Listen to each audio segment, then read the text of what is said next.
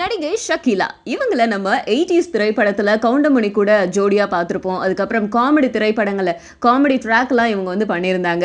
அதுக்கப்புறம் இவங்க எங்க போனாங்க அப்படின்னு பார்த்தா மலையாள இண்டஸ்ட்ரிக்கு போயிட்டாங்க. மலையாள இண்டஸ்ட்ரியில இவங்களுக்கு பெரிய ஓப்பனிங் கிடைச்சது. அங்க போனதுக்கு அப்புறம் நிறைய திரைப்படங்கள் நடிச்சாங்க. முன்னணி நடிகைகள்ல அவங்களும் ஒருத்தவங்களா இருந்தாங்க. பட் அந்த பீரியட்ல ஷக்கீலா ஏகப்பட்ட தொல்லைகள் எல்லாத்தையுமே வந்து எதிர்கொண்டு இருக்காங்களாம், அனுபவிச்சிருக்காங்களாம். ஸோ இது எல்லாத்தையுமே வச்சு ஒரு திரைப்படத்தை சித்தரிச்சு நம்ம எடுக்கணும் அப்படிங்கிறதுக்காக தெலுங்குல ரொமான்டிக் டார்கெட் அப்படிங்கிற ஒரு திரைப்படத்தை இயக்கிட்டு இருக்காங்க நம்ம ஷக்கீலா.